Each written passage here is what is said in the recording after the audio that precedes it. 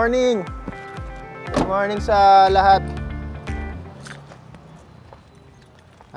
Maaga tayo ngayon. Papunta tayo sa isang air quality monitoring station ng Central Luzon Region. Located dito sa, sa Santa Cruz, Zambales. Bago tayo alas, syempre mag-time in muna tayo.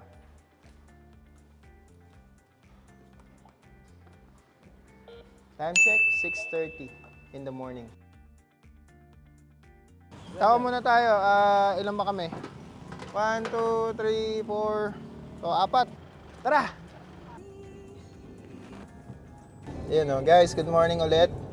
At maaga-aga pa, babiyahe na kami. So, ako nga po pala si Engineer Billy William Franco ng EMB Region 3. At ang aking kasamahan ngayong umaga ay ang aking piloto na si JR Kabatbat. At ang aking kasamahan pang isa, si Engineer Austin. Good morning. At si Peño.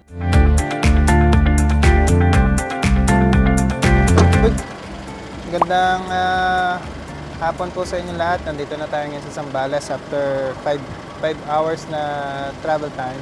So nakarating tayo safe and sound. So bisitahin natin yung ating istasyon. But before that, coordinate muna tayo kay Kapitan.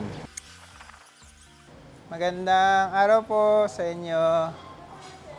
Magandang araw po. Taga DNR, EMB. So, bisitahin po sana namin yung aming station. Tuloy lang. Ayun. So, guys, punta tayo doon. Guys, kumuha tayo ng gloves. Kailangan na natin to kapag magpapalit tayo ng filters. Filter and gunting. So, samahan nyo ako. Austin, let's go. Open sesame. So, una, ang gagawin natin syempre bago pumasok sa station, i-check muna natin yung panglabas ng ating station. Kung may mga dumi-dumi, linisan natin muna. May mga tumubo ng mga damo-damo, so mamaya-maya tanggalin natin yan.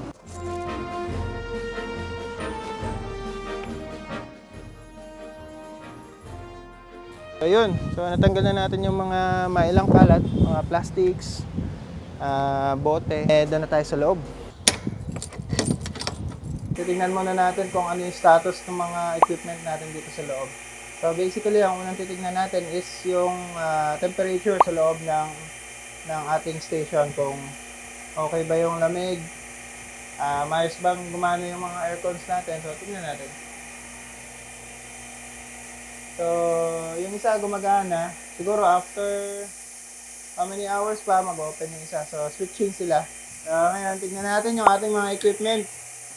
So, ang major component ng ating air quality monitoring station dito sa Zambales ay of course yung PM10 at saka PM2.5 na equipment. So, ayan. Pakita natin yung ating PM2.5 reading.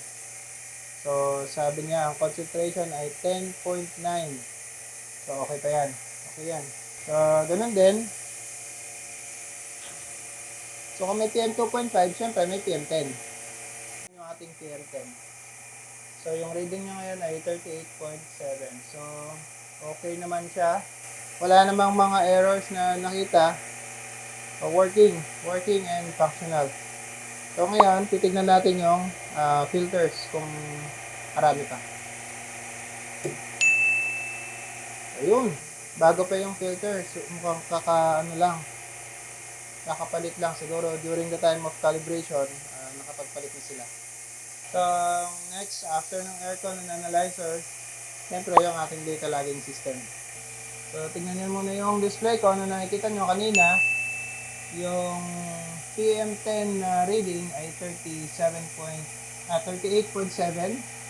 microgram per cubic meter. And PM2.5 ay 10.9. So, pareho naman sila sa display. PM10, PM2.5. Yung air quality monitoring station natin ay equipped with meteorological instruments such as wind direction, wind speed, ambient temperature, barometric pressure, and for precipitation, meron din tayo. So, ang gagawin natin dito ay magre-retrieve tayo manually ng data. So, gamit yung flash drive. So, merong port dito, dalawa. Isang yung USB, tapos yung isa USB din, pero karaniwan ang tawag dyan ay printer port. So, sasaksak lang natin, i-navigate lang natin yung screen. So, ngayon, nagka-copy siya. Kakopy niya lahat ng diagnostics, alarm, datasets na meron siya. Tara, cut muna tayo sa task. Okay, let's go! So, ayan, nandito na po tayo sa ating rooftop ng ating air quality monitoring station. So, tignan natin yung condition ng mga METs natin. So, meteorological sensor. Meron tayong CCTV dito sa taas ng shelter. Ito po yun. So, ayan, okay na tayo. So, ayun, tapos na po tayong routine check ng ating air quality monitoring station. So, isasara na muna natin, no? Ayan. Secure na natin yung ating AQMS. So, hindi natin nagamit yung ating dalawang filter kasi bago pa yung nakalagay na filters doon sa loob. Ayan, so after nito, mabalik na tayo sa office para